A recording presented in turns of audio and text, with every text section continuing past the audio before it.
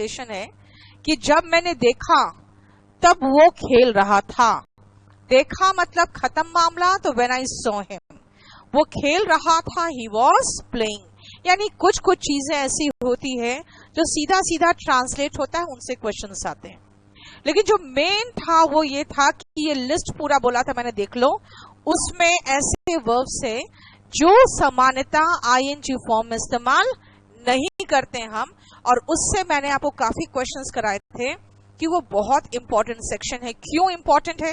क्योंकि हम लोग को आदत है V1 आईएनजी लगाने की, लगा देते हैं सब में, तो इसीलिए होपिंग नहीं होगा, लाइकिंग नहीं होगा, हेटिंग नहीं होगा। क्यों नहीं होगा? क्योंकि भाई होप का मतलब वो मानसिक स्थिति है आपकी, लाइक मतलब दिल का स्थिति है, आपका मन का स्थिति है। तो अवस्था वाले वर्ब को आईएनजी में नहीं लगाते, यानी स्टेट बताने वाले वर्ब को आईएनजी नहीं लगाते, और वो सारा जो वर्ब था उसको आपको याद करना पड़ेगा। अब आ जाओ नेक्स्ट पॉइंट पे और लिखो,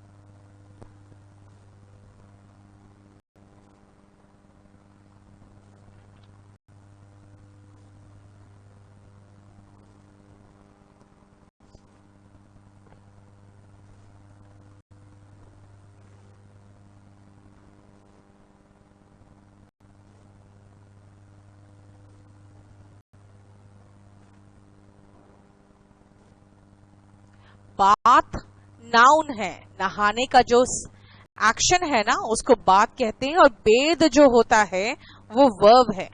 तो BATH को दिखा देना नाउन है। अगर विनीत, अगर आप वर्ब चैप्टर को पढ़े और उसमें मुझसे पूछ रहे हो तो बात जो है वो नाउन है। एक विनीत ने क्वेश्चन पूछा है तो उसको मैं खत्म ही कर दूं, है ना, कंफ्यूजिंग वर्ब का क्वेश्चन पूछ लिया इसने। इसका मतलब स्नान होता है और इसका मतलब स्नान करना होगा। दूसरा आपने पूछा है वेड का, तो वेड, वेडेड, वेडेड होता है।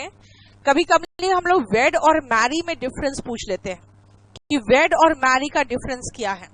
ध्यान रखना, वेड का तीनों फॉर्म नहीं, वेडेड वेडेड होता है, और मैरी में डिफरेंस पूछ लेते हैं। देखो, जो सेरेमनी होता है ना खासकर, वो वेड होता है, इसे वेडिंग सेरेमनी की बात करते हैं, और मैरिज शादी करना। तो वेड में हम ज्यादा उस सेरेमनी पर जोर दे रहे होते हैं, और मैरिज पे वो शादी करने की बात हो रही है। लेकिन शादी करने के दौरान जो रिचुअल्स होते हैं ना, उसमें हम वेड की बात करते हैं। इसे सेरेमनी के साथ हम लोग क्या यूज करते हैं, वेडिंग सेरेमनी, क्योंकि उसमें जो पूजा पाठ हो रहा होता है, वो सारे फॉर्मेलिटीज हो रहे होते हैं, उनको हम वेड से रिलेट करते हैं। ठीक है, तो wed is more of ceremonies and marriage शादी करना। चलो वापस आते हैं, बाकी देखते हैं बाद में। सुनो, 1, 2 और 3 में आओ। Mosquitoes are capable of seeing in the night. Mosquitoes are, अच्छा एक बात बताओ, जो रात में देख सकता है उस एनिमल को क्या कहते हैं? वन वर्ड सब्स्टिट्यूशन में आता है, नॉक्टर्नल। ध्यान रखना, जो रात में जानवर देख सकते हैं ना, उनको नॉक्टर्नल कहते हैं। ऐसे तुरंत मत मिटा दिया करो ना, भी उसमें 2-3 क्वेश्चंस और थे शायद। नॉक्टर्नल इज रात में देखने वाले, और जो दिन में देखने वाले होते हैं वो डायनियल होते हैं। इसलिए देखो, नॉक्टर्नल का एंटोनिम डायनियल है। ठीक है, capable of seeing in the night, जो रात में देख सकते हैं वो नॉक्टर्नल होते हैं। वापस आते हैं क्वेश्चन में। मैंने कहा मस्किटोज आर कैपेबल ऑफ, बोलोगे आपने सी में तो आईएनजी नहीं लगाया था, मना किया था। मैं वर्ब पढ़ा रही थी तो मैंने कहा इन वर्ब्स को देखिए, उनमें आईएनजी नहीं आता। यहाँ पे ये प्रेपोजिशन के बाद है, प्रेपोजिशन के बाद वर्ब नहीं आता है, जेरेंड होता है। क्या प्रेपोजिशन हमेशा प्रेपोजिशन के बाद नाउन आता है, ठीक है, क्योंकि प्रेपोजिशन मतलब पोजीशन बताने वाला वर्ड, और जो पोजीशन बताने वाले होते हैं वो नाउन और प्रोनाउन के पोजीशन बताते हैं।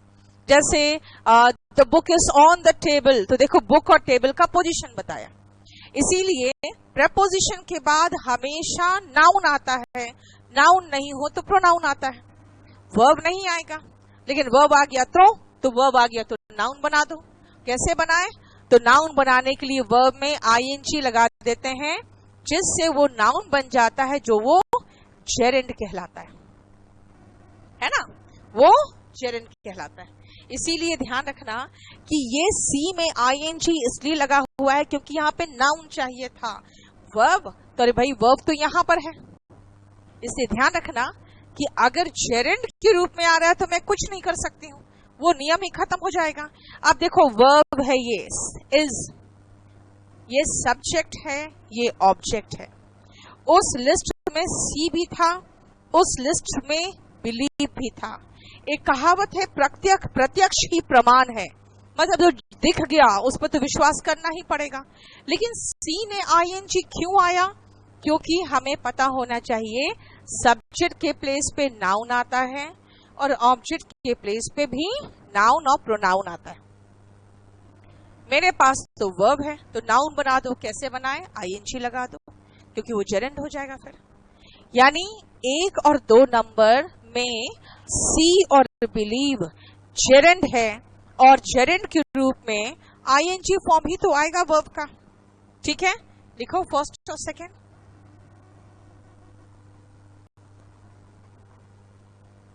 नॉक्टर्नल का मतलब होता है निशाचर, निशाचर का मतलब जो रात में देख सकता है, ठीक है। और डार्नियल का मतलब होता है जो दिन में देख सकता है। चलो लिखो, प्रेपोजिशन के बाद नाउन आता है, noun comes after a preposition और एंड, सब्जेक्ट एवं ऑब्जेक्ट के स्थान पर भी नाउन आता है। And in place of subject and object 2, noun comes. In place of subject and object 2, noun comes. आगे लिखो,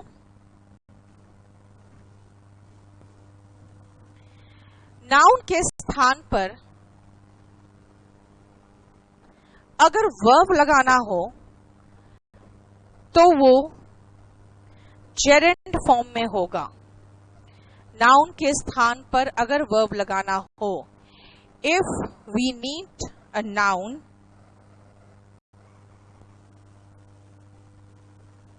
comma, sorry, if we need a verb there, if we need a verb there, we have to use gerund. अगर noun के स्थान पर verb लगाना हो तो gerund का प्रयोग होगा। If we need a verb there, it has to be in gerund.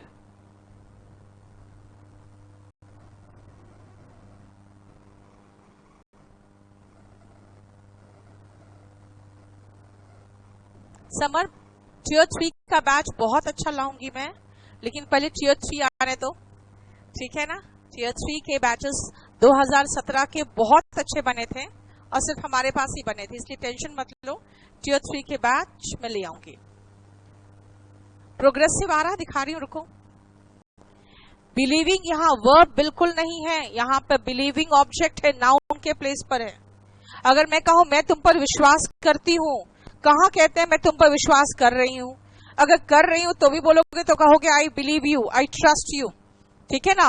जैसे क्वेश्चन आया था, देखो लिखो मत, क्योंकि वो क्वेश्चन ऑलरेडी जो करा चुकी हूं उससे है। क्वेश्चन था बिलीव मी, देखो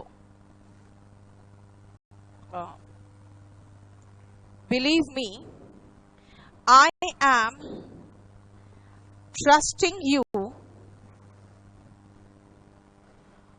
क्वेश्चन एग्जाम का ध्यान रखना, word for word. Word for word का मतलब होता है शब्दशः, यानी कि जो आपने शब्द इस्तेमाल किए हैं ना, एक एक शब्द पर मैं भरोसा कर रही हूं। मेरा मानो, मेरी बात मानो, मैं सच कह रही हूं। तुम जो बोल रहे हो ना, एक एक शब्द पे मैं भरोसा कर रही हूं। तो कह दिया आई एम ट्रस्टिंग यू। भाई ट्रस्ट आईएनजी फॉर्म में आता ही नहीं है, और यहां पे तो खासकर वर्ब के रूप में है, इसीलिए ये रॉन्ग हो जाएगा। क्या होगा? I trust you, right. लेकिन यहां पे ये है ही नहीं वर्ब, ये भी वर्ब नहीं है, ये तो जेरेंड है। कैसे पता चला? प्रेपोजिशन के बाद और सब्जेक्ट और ऑब्जेक्ट के प्लेस पे जेरेंड आता है, नाउन आता है, और वर्ब लगा दोगे तो वर्ब को भी नाउन बनाना पड़ेगा। तो फिर ये क्या है? यहां तो ये वर्ब है आईएनजी फॉर्म में। ये लुक बता रहा है कि ये अभी भी जारी है। मैंने लास्ट क्लास में कहा था, जैसे मैंने कहा लुक, इसका मतलब आपको इशारा उस तरफ कर रही हो जो अभी चल रहा है। इसलिए ये बिल्कुल सही है, क्योंकि ये एग्जाम्पल है प्रोग्रेसिव केस का, अभी भी जारी है, उसकी बात बता रहा है। ठीक है, ये एग्जाम्पल है प्रोग्रेसिव केस का। ही इज लुकिंग गुड एग्जाम्पल।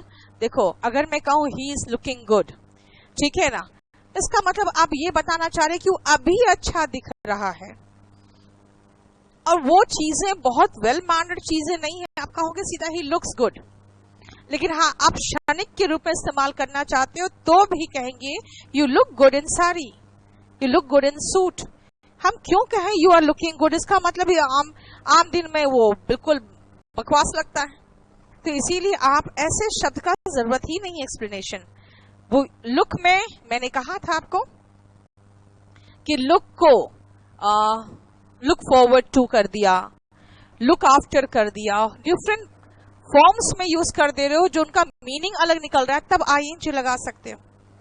जैसे he is looking for a suitable match, यानी कि अपने लिए एक मैच ढूंढ रहा है। I am looking forward to meeting you, मैं आपसे मिलने के लिए इंतजार कर रही हूं बिल्कुल खुशी के साथ। तो वो सब में आईएनजी आ जाएगा, ठीक है ना, ऐसे नहीं आता। बताओ, यहां तक कोई प्रॉब्लम है? क्या पढ़ाया मैंने आपको एक लिस्ट दिखाया।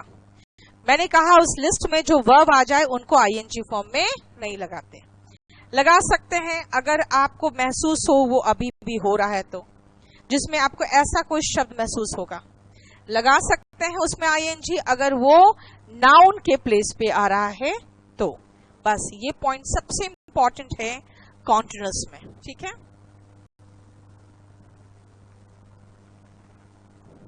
चलो नेक्स्ट पॉइंट पे आओ।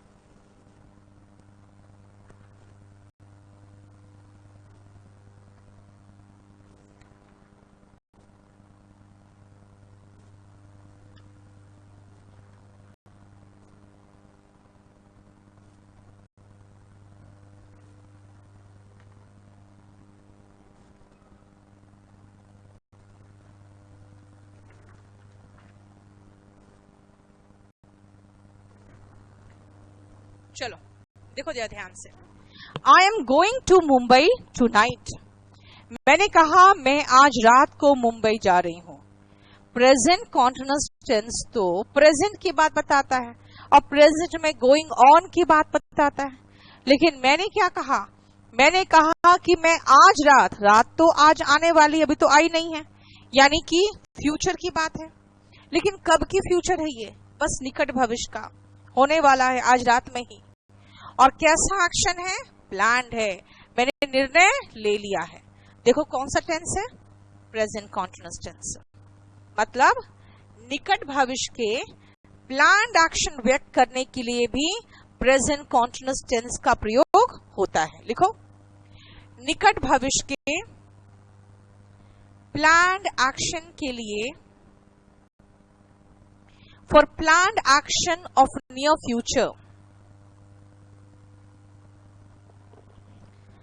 हम प्रेजेंट कंटिन्यूअस टेंस का प्रयोग करते हैं। We use present continuous tense. For planned action of near future, we use present continuous tense. क्या पूछ रहे हो आप? सेंटेंस 3 का एक्सप्लेनेशन।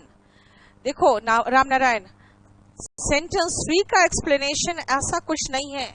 मैंने आपको लास्ट क्लास में लिखवाया था कि लुक, सी, लो, बिहोल्ड उस एक्शन की तरफ इशारा करता है जो अभी हो रहा है। तो मैंने लास्ट क्लास में वैसे एक्सप्लेनेशन लिखाया था, इसलिए मैंने आज लगा दिया कि देखो वो प्रोग्रेसिव केस वाले एग्जांपल से, यानी जो अभी हो रहा है। कैसे पता? ये लुक से। कैसे पता? लुक उसी की तरफ तो इशारा करेगा जो अभी हो रहा है। ठीक है? और सुनो सचिन, जानते हो आपके बुक्स बताते हैं कुछ ऐसे शब्द होते हैं जो आपको प्रेजेंट टेंस में सिंपल प्रेजेंट टेंस का एहसास कराएगा, कुछ सिंपल पास्ट का एहसास कराएगा। अब देखो ध्यान से, एक वर्ड है ऑलवेज। जनरली बुक्स में दिया रहता है कि ऑलवेज सिंपल प्रेजेंट टेंस का एहसास कराता है। क्यों? अगर मैं कहूं I went there always at night, तो गलत है क्या? पास्ट का भी तो एहसास करा रहा है। अब जैसे नाउ, आपने कहा एट प्रेजेंट, अगर मैं एट प्रेजेंट की बात करूं तो अगर हो सकता है मैं कहूं कि at present he is in Delhi, लो सिंपल प्रेजेंट टेंस हो गया। अगर मैं नाउ की बात करूं, ठीक है, I am teaching you now, present continuous है। लेकिन अगर मैं कहूं I will now start a new lesson, तो इमीडिएट फ्यूचर की बात कर दिया। इसीलिए जहां पर ये शब्द एग्जैक्टली आ सकते हैं वहां मैं लगाऊंगी।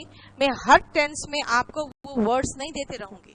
द रीजन इज वो वर्ड्स जनरली बच्चों को गलती करा देता है rather than developing their understanding. इसलिए अंडरस्टैंडिंग डेवलप करो भी। फिलहाल हो गया। नेक्स्ट पॉइंट पे आओ।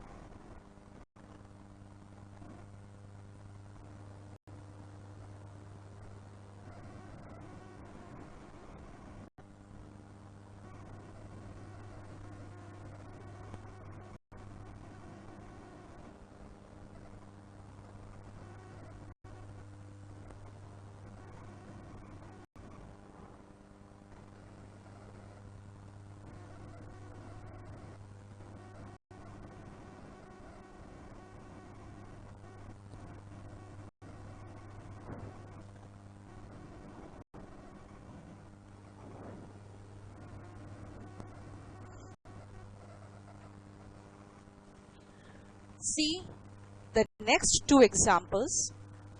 कभी कभी देखते हो टीचर्स गुस्से में कहते हैं स्टूडेंट को यू आर ऑलवेज, जैसे ऑलवेज लगाया वैसे ही तो हमें लगेगा कि आगे तो सिंपल प्रेजेंट टेंस होना चाहिए। लेकिन उन्होंने सीधा कहा you are always sleeping in the class. अब ये कैसे हो गया? स्लीपिंग इन द क्लास मतलब तो अभी सो रहा है, लेकिन वो उनको डांट रही है कि तुम हमेशा क्लास में सोते हो, है ना।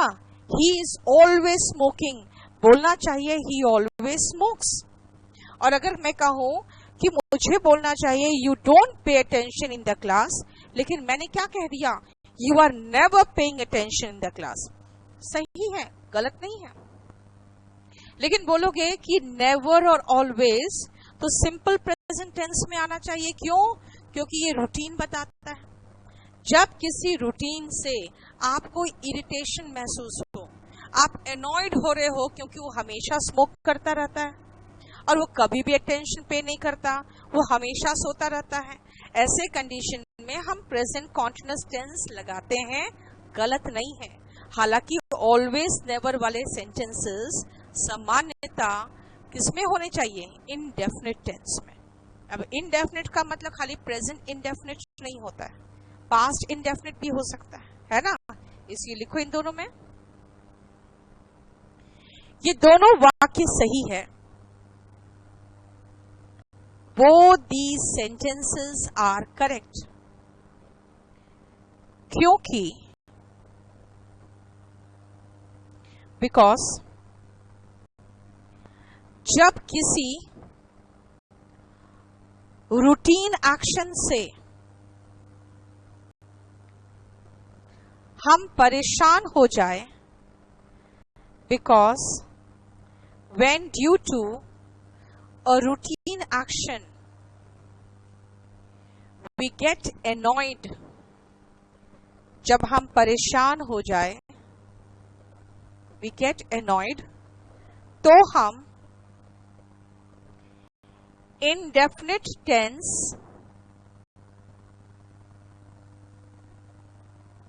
के स्थान पर indefinite tense का मतलब हो गया सब्जेक्ट के साथ वर्ब का फर्स्ट फॉर्म। indefinite या फिर पास्ट टेंस होता तो सेकंड फॉर्म भी चलता। indefinite टेंस के स्थान पर कंटिन्यूअस टेंस, प्रेजेंट नहीं, कंटिन्यूअस टेंस का भी प्रयोग कर सकते हैं, comma we can use continuous tense in place of indefinite tense. We can use continuous tense in place of indefinite tense. Mumbai tomorrow भी चलेगा बेटा, बिल्कुल चलेगा, निकट भविष्य की तो है। 1 और 2 का इंग्लिश में एक्सप्लेनेशन बोलूं। मैंने ये कहा कि when due to any routine action you get annoyed, you can use continuous tense in place of indefinite tense। ठीक है, ये दोनों सेंटेंस सही है। Both these sentences are correct because if due to any routine action you get annoyed, you can use continuous tense in place of indefinite tense. You can use continuous tense in place of indefinite tense. लेकिन better कौन होगा, बेहतर कौन है? बेहतर ये होगा कि हम इनको indefinite tense में लिखें, क्योंकि मैंने कहा ना ऑलवेज और नेवर वाले जो होते हैं इसमें फर्स्ट चॉइस तो आपका सिंपल होना चाहिए, जो टेंस में सिंपल वाले होते हैं। जैसे बेटर होता कि 1 को हम लिखते यू नेवर पे अटेंशन,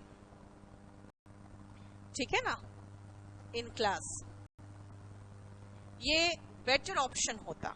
और दूसरा ही ऑलवेज स्मोकिंग में ही ऑलवेज स्मोक्स ज्यादा बेहतर होता। अब आप कहोगे तो वो क्यों लिखा, तो सुनो ध्यान से, मैंने कहा कि ये गलत नहीं है, ये दोनों सही है, लेकिन इनडेफिनिट टेंस में बेहतर होता है कि नेवर ऑलवेज वाले सेंटेंसेस हम इनडेफिनिट टेंस में रखें। ठीक है, लिखो नीचे, बेहतर होगा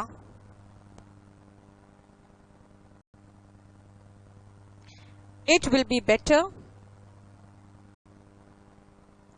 अगर हम इन्हें इनडेफिनिट टेंस में रखें तो if we keep them in indefinite tense. बेहतर होगा अगर हम इन्हें indefinite tense में रखें तो. It will be better if we keep them in indefinite tense. आया समझ में? भाषा को सीखने की कोशिश करो. एग्जाम को थोड़ा दिमाग से पहले हटा के चलो. ये चलेगा क्यों? क्योंकि हिंदी में ही सोचो ना, तुम हमेशा खाते रहते हो. क्या कहा मैंने? खाते रहते हो, यानी कि करता रहता है.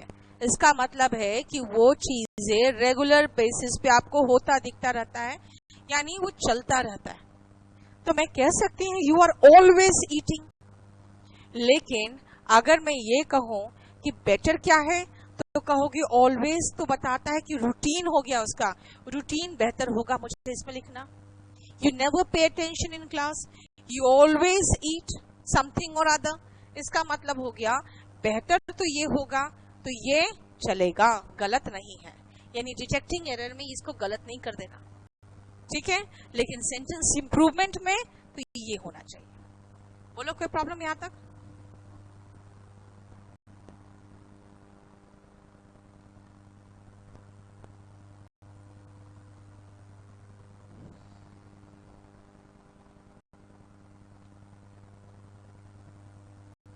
Next point out,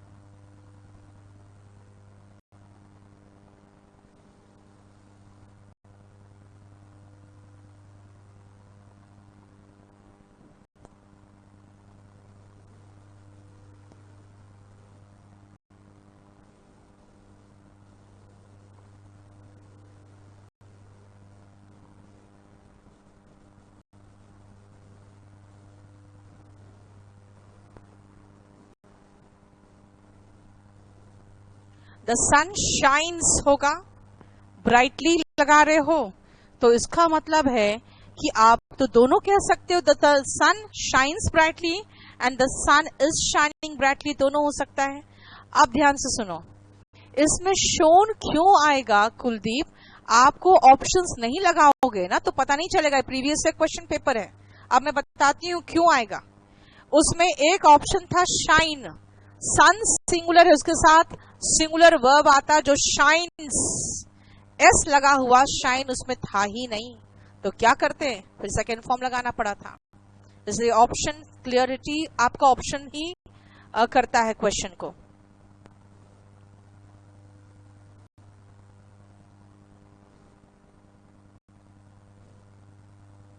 अनुज जैन का देख लो.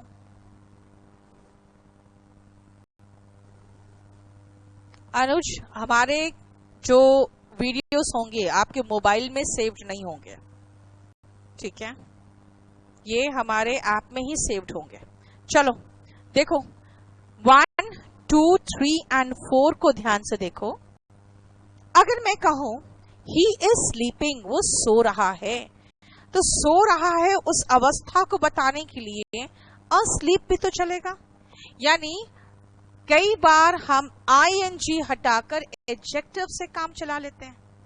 अब आप फ्लोटिंग, बॉडी फ्लोट कर रहा है, तो द बॉडी इज अफ्लोट, मतलब पानी के ऊपर है, तैरता हुआ। हाउस इज बर्निंग, ठीक है, the house is ablaze, ablaze का मतलब आग में है, घिरा हुआ। दिस मीन्स कई बार हम एडजेक्टिव को वर्ब के आईएनजी से रिप्लेस कर लेते हैं, या वर्ब की आईएनजी फॉर्म को एडजेक्टिव से रिप्लेस कर सकते हैं। लेकिन यहां जो है ना, यहां पंगा है। अवेक कोई एक्शन नहीं है जो कर रहे हैं, वो तो एक अवस्था है। तो कहोगे स्लीप, तो स्लीप तो कोई एक्शन है जो आप कर रहे हो, सो रहे हो। तो हम स्लीप के लिए, उसकी अवस्था के लिए भी एक वर्ड यूज कर दिए। लेकिन यहाँ पे अवेक जो है वो आपका एक स्टेट है, यानी एक अवस्था है, जागे हुए, लेकिन कोई काम थोड़ी कर रहे हो जागे हुए। सो जागना is a state, it is not an action. सोना is an action also, and it is सोया हुआ तो स्टेट ऑल्सो, है ना। आप कहते हो मैं जागा हुआ हूं, ये थोड़ी कह रहे हो कि मैं जाग रहा हूं। जाग रहा हूं तो उसमें आईएनजी लगा दो। लेकिन अगर जागा हुआ हूं तो एडजेक्टिव फॉर्म है, लेकिन उसका कोई आईएनजी फॉर्म मेरे पास नहीं है जो इसको रिप्लेस करे। अगर मैं कहूं वो सो रहा है, तो सो रहा है, वो अभी सो नहीं रहा है, मतलब सोया हुआ है ना, वो बोल रहे हो ना। तो सोया हुआ है तो स्लीप हो गया। लेकिन जागा हुआ है के लिए मेरे पास कोई आईएनजी वर्ड नहीं है, इसलिए it is not always necessary.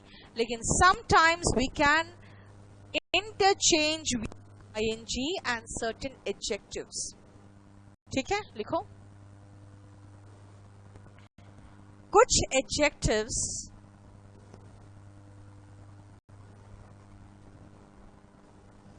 Adjectives एवं V1 ING एक दूसरे के स्थान पर इस्तेमाल हो सकते हैं। Certain adjectives and V1 ING can replace each other.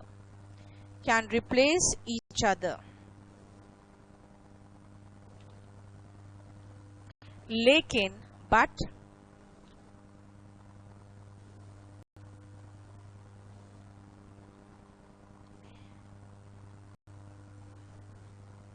can replace each other हो गया।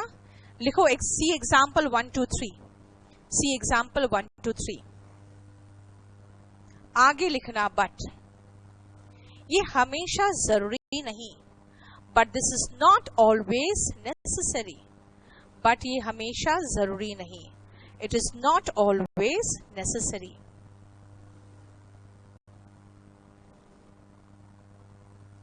देखो टियर 1 और टियर 2 दोनों मैं इसी में खत्म कर दे रही हूँ।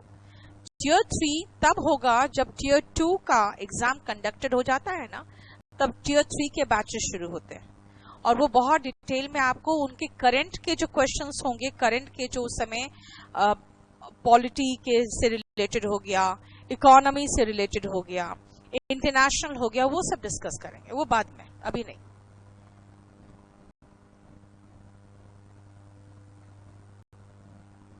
अब बताऊं, प्रेजेंट, पास्ट और फ्यूचर अगर देखा जाए तो कॉन्टिन्यूस में हमारे पास सारा कंप्लीट खत्म है। एक छोटा सा पॉइंट बच गया है, वो लिख लो।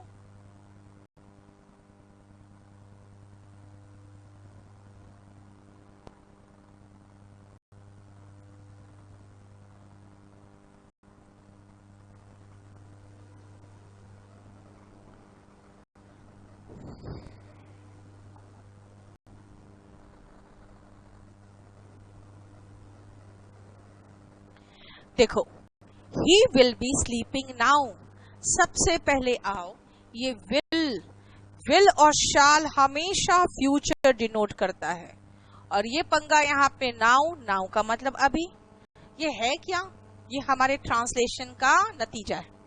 हम लोग ट्रांसलेशन करके सीखते हैं इंग्लिश बोलना, तो ये कहते हैं कि वो अभी सो रहा होगा, और ट्रांसलेशन करने वाले सीखे होते हैं रहा होगा, रही होगी में विल बी और शैल बी लगता है, ये सीखे रहते हैं। रहा है, रही है में इज एम आर लगता है। ये फ्यूचर डिनोट नहीं कर रहा है, ये प्रेजेंट का संभावना डिनोट कर रहा है।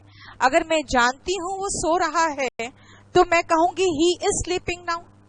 मैं नहीं जानती हूं वो सो रहा है तो मैं कह रही हूं he will be sleeping now. तो ये जो विल है ना, विल हमेशा फ्यूचर डिनोट करता है।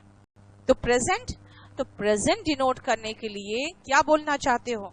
तो प्रेजेंट की संभावना व्यक्त करना है। प्रेजेंट की संभावना व्यक्त कर तो विल से होता ही नहीं है, तो कैसे होगा? इसको हटाओ, मे लगा सकते हो। बहुत कम संभावना है तो माइट लगा दो, बहुत ज्यादा संभावना है तो मस्ट लगा दो, आप चाहो तो वुड भी लगा सकते हो। देखिए वुड भी वर्तमान संभावना को व्यक्त करता है, लेकिन विल नहीं आ सकता। बेटर ऑप्शन क्या है? मे। ये ना ज्यादा संभावना व्यक्त करता है और ना कम संभावना व्यक्त करता है, ये बीच का कुछ बता देता है। ठीक है ना, इसमें ज्यादा आपको नहीं दिखेगा, कम भी नहीं दिखेगा, ठीक ठाक ही मे बी स्लीपिंग नाउ। संभावना बताना चाहते हो तो इनको लगाओ, इसे लिखो नीचे। विल शाल का प्रयोग वर्तमान के लिए नहीं हो सकता। Will shall can not come for present time.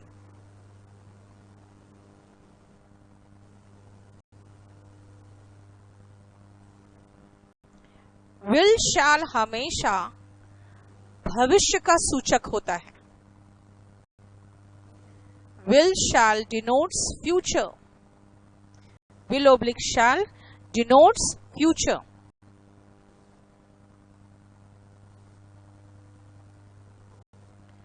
वर्तमान की संभावना के लिए मॉडल में माइट, मस्ट इत्यादि का प्रयोग करें।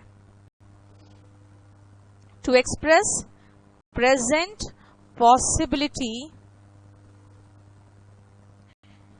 we can use may, might, must, etc.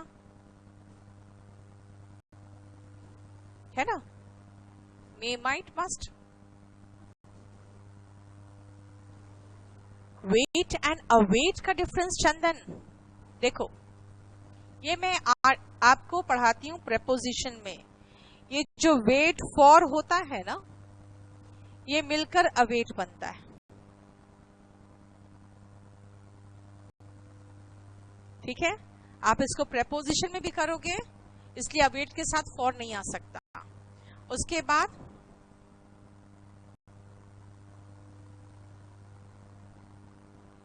सुनो, ऑब्जेक्ट जो है हमेशा रिसीव नहीं करता है। अगर मैं कहूं आई नो तो पूछते हो ना किसको, तो हिम अब ऑब्जेक्ट ही तो है। क्योंकि बात क्या है कि जो नो है उसके बाद आपके दिमाग में क्या और किसको आया ना, तो क्या और किसको का जवाब तो ऑब्जेक्ट ही होता है। जरूरी थोड़ी कि हमेशा रिसिपिएंट हो।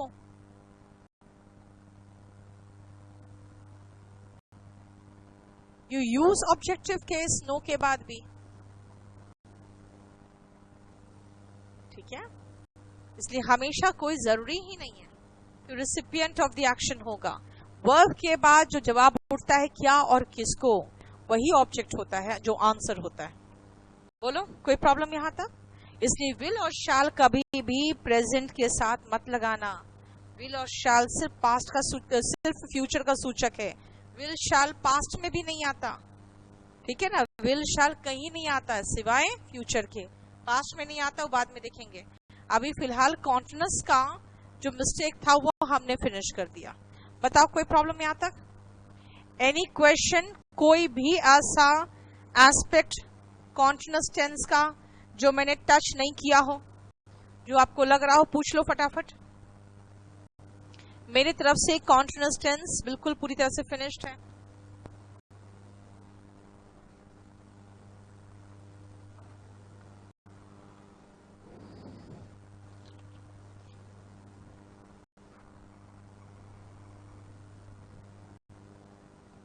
रिटेन सचिन, रिटेन का मतलब होता है री का मतलब समझते हैं ना, फिर से रख लेना। रिटेन करना यानी कि उसको रख लेना, उसको निकालना नहीं। और डिटेन का मतलब होता है निकाल देना। ठीक है, जनरली ऑफिस में क्या होते हैं कि अगर मान लो हमारे पास कुछ जॉब्स की कमी है तो कुछ लोगों को डिटेन करेंगे, कुछ को रिटेन करेंगे, यानी रख लेंगे और कुछ को निकाल देंगे, है ना। विल का सेकेंड फॉर्म वुड है। यस, सेकेंड फॉर्म वुड है। वुड के बहुत सारे यूजेस है उत्पल, इसीलिए प्रॉब्लम है। मैं आपको वुड पर एम्फसाइज मैंने इसलिए नहीं किया। वुड के 9 यूजेस हैं, जो फ्यूचर में भी है, पास्ट में भी है, प्रेजेंट में भी है, इसलिए वो चीज नहीं बता सकते अभी पूरी तरह से। खाली इतना जानना कि वुड का एक इस्तेमाल है जो प्रेजेंट का संभावना भी बताता है, इसीलिए मैंने वुड लिख के छोड़ दिया। अभी वुड के 9 कंसेप्ट है, मॉडल्स में पढ़ोगे, और मॉडल से क्वेश्चंस बहुत कम आते हैं, इसीलिए मॉडल्स को सबसे लास्ट में पढ़ाती हूं मैं, ऑलमोस्ट, लगभग। आ जाओ नेक्स्ट, इनडेफिनिट टेंस में। लेकिन एक चीज ध्यान रखो, हम लोगों ने कॉन्टिन्यूअस को बड़े आराम से प्रेजेंट, पास्ट और फ्यूचर तीनों एक साथ खत्म कर लिया, क्योंकि सबका यूजेस लगभग सेम था। लेकिन इनडेफिनिट में पंगा है, क्योंकि सिंपल प्रेजेंट टेंस या प्रेजेंट इनडेफिनिट जो कहोगे वो पास्ट से अलग हो जाएगा, इसीलिए सिंपल प्रेजेंट टेंस हम अलग पढ़ेंगे। पहले सेंटेंसेस लिखो।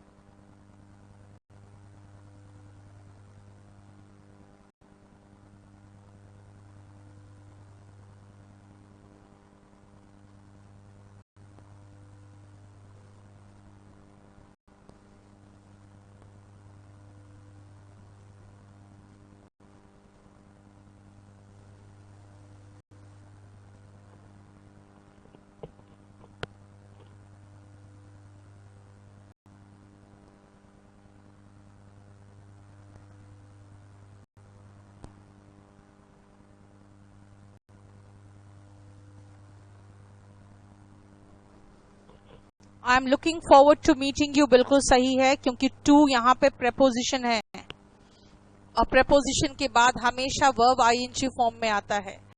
इस चीज को कुलदीप मैंने यहां ज्यादा एम्फसाइज नहीं किया, क्योंकि ये बहुत इंपॉर्टेंट क्वेश्चन है, क्योंकि इसको मैं प्रेपोजिशन में एम्फसाइज करूंगी। यहां पर बहुत ज्यादा कंसेप्ट हो जाता है फिर प्रेपोजिशन वाला।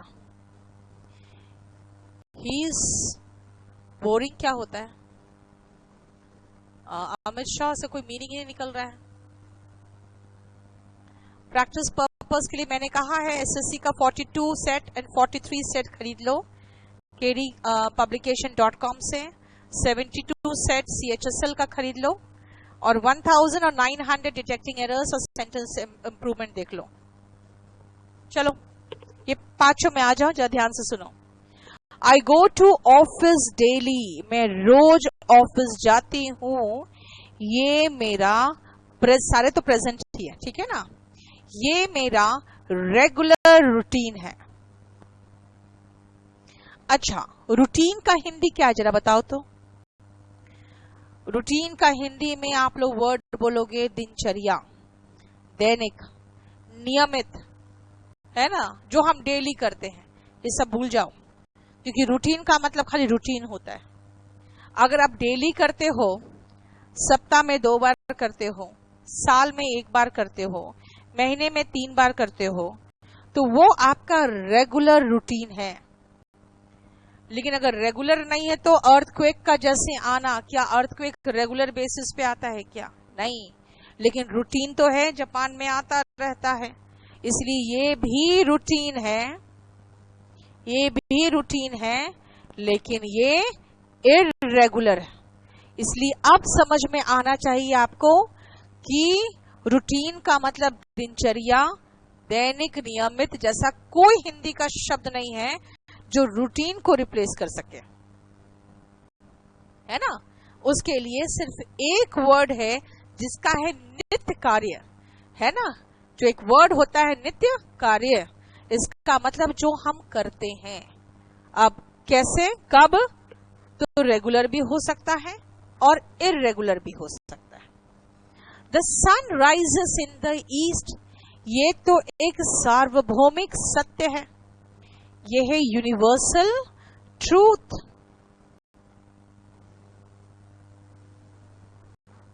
ठीक है, ये यूनिवर्सल ट्रूथ है हमारा। The sun rises in the east, universal truth है। ठीक है। ही स्मोक्स, ये तो हैबिट बता रहा है। आदतन जो क्रियाएं हैं आपकी, वो भी सिंपल प्रेजेंट टेंस में आएगा। अगर मैं कहूं a bad carpenter fights with his tools, इसका मतलब होता है नाच न जाने आंगन टेढ़ा। इसका मतलब आदमी को जब काम नहीं आता ना, तो वो सबको ब्लेम करता है, दूसरों को। इसीलिए अ बैड कारपेंटर, जिसको बढ़ई को काम करना नहीं आता, वो अपने टूल से ही लड़ता झगड़ता रहेगा, है ना। इसीलिए जब आपको कोई काम नहीं आता तो दूसरों को ब्लेम करते हो। और देखो, इसका वो मीनिंग नहीं निकल रहा है जो लिखा हुआ है।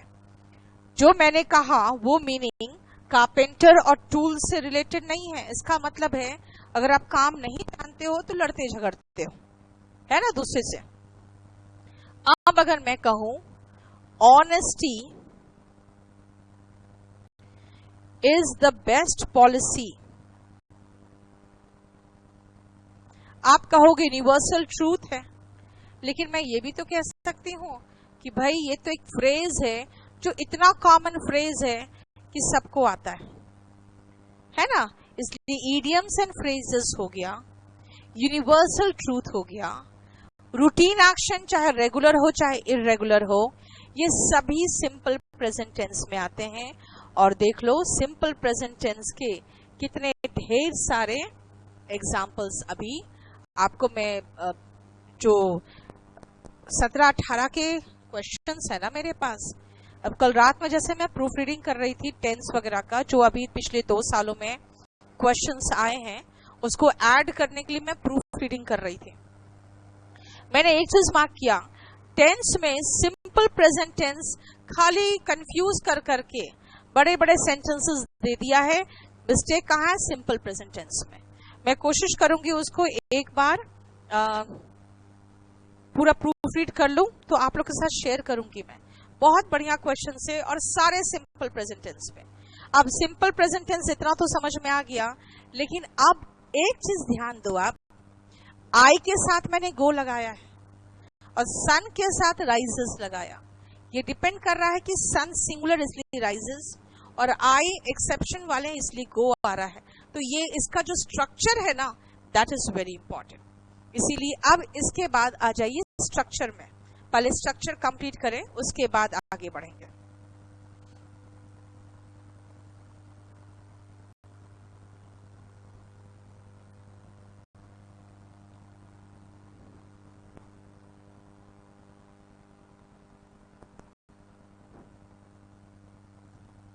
लिखिए,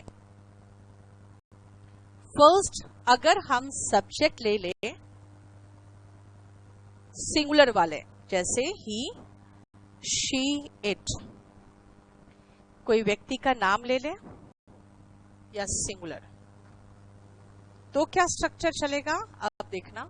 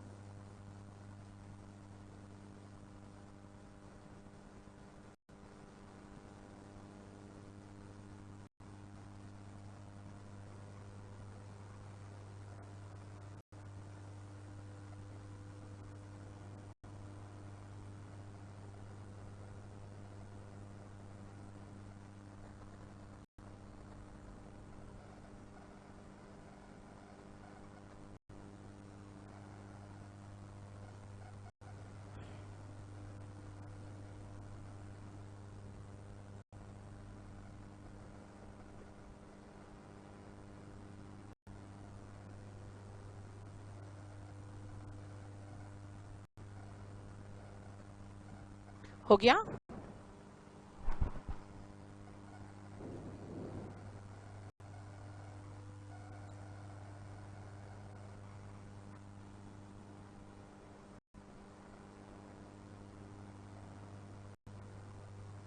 इसका मतलब है कि अगर कोई सिंगुलर हम ले ले, जैसे अगर हम लिख दे द गवर्नमेंट, तो गवर्नमेंट देखो देखने में बहुत सारे लोगों का मिलकर गवर्नमेंट बनता है, लेकिन गवर्नमेंट सिंगुलर है ना?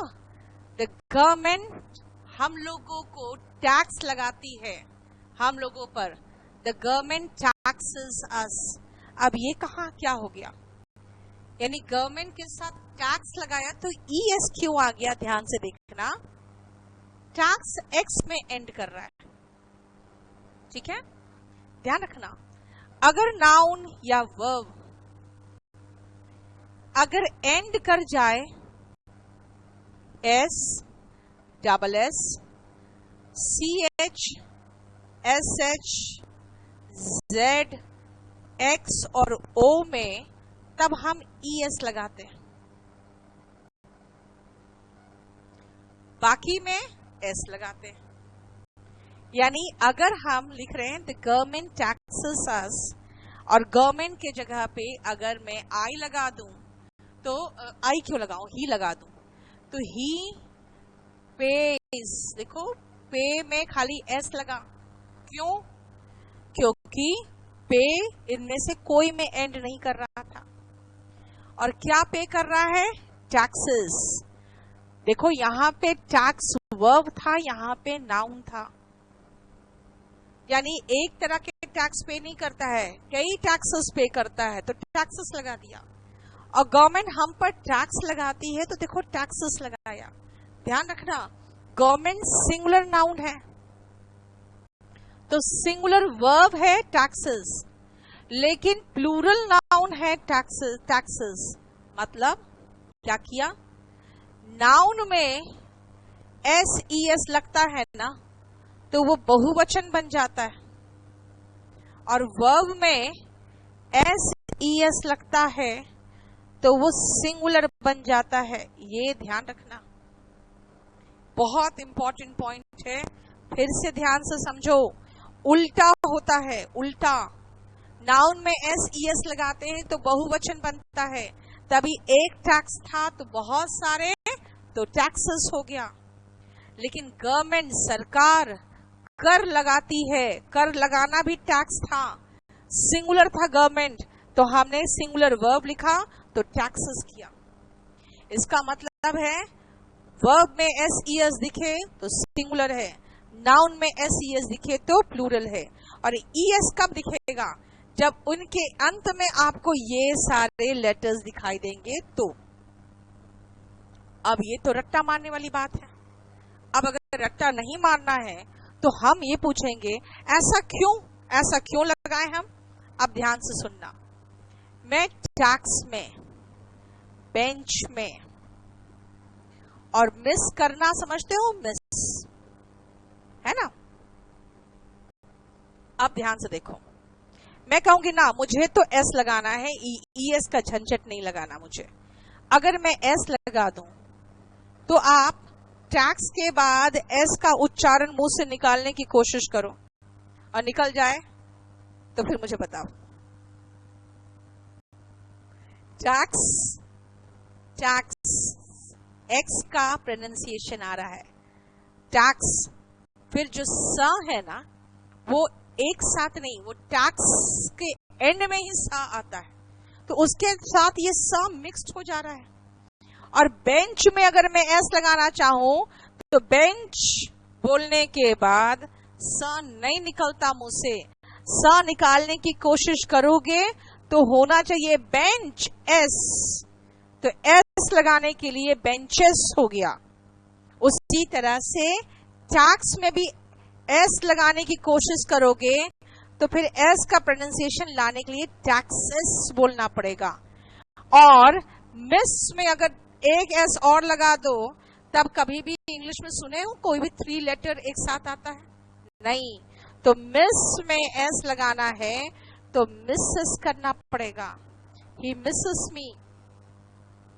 दिस मीन्स कोई नियम थोड़ी है यार, ये तो इसीलिए है क्योंकि ये नहीं बोल पा रहे हो आप, क्योंकि आप जबरदस्ती एस लगा दे रहे हो तो कितनी देर तक स करते रहोगे।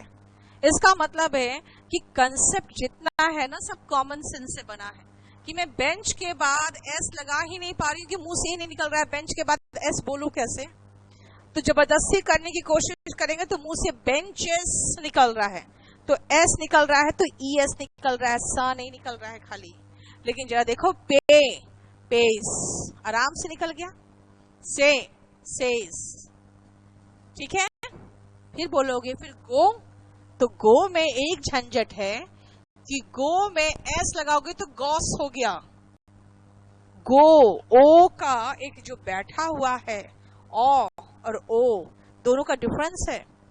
अगर डू में हम खाली एस लगा दे तो डॉस हो जाएगा, तो मुझे ओ वो चाहिए बैठा हुआ जो है, तो डूज बोलना पड़ता है, तो कैसे डस हो जाएगा, ठीक है ना। और गो में भी ईएस लगाओगे गोस के लिए। So remember one thing, problem क्या हो जाता है कि हम ओ में भी जब एस लगाना चाहते हैं तो प्रोनाउंसिएशन उसका गलत हो जाने लगता है। इसीलिए इसके प्रोनाउंसिएशन को सही करने के लिए हम लोगों को ये बताया गया कि ईएस आएगा, तो उसका एक नियम बना दिया कि भाई इतना याद कर लो, इनके साथ ईएस आएगा, बाकी के साथ एस आएगा। कब? नाउन में लगाओगे तो प्लूरल बन जाएगा, वर्ब में लगाओगे तो सिंगुलर बन जाएगा। ये क्या है? गवर्नमेंट है, एक सरकार, सेंट्रल गवर्नमेंट की बात हो रही है, तो सिंगुलर नाउन है तो सिंगुलर वर्ब है। देखो ऐसे भी याद कर लेना कि जब यहाँ एस नहीं लगा और हमारे पास एक एस ई एस था, यहां नहीं लगा तो यहां आ गया। यानी ही का मतलब बॉय, मैन है ना, कोई भी इंसान था, तो हम एक जब सिंगुलर है तो यहां एस नहीं आया तो यहां लग गया।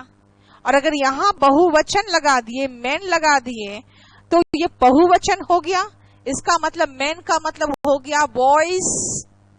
जब यहां एस आ गया तो हमारे पास एक ही एस है, यहां लग गया तो यहां मिट जाएगा, ठीक है।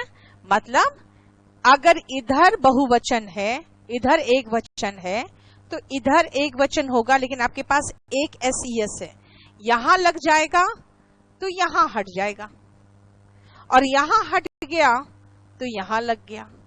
समझ में आया? बोलो कोई प्रॉब्लम?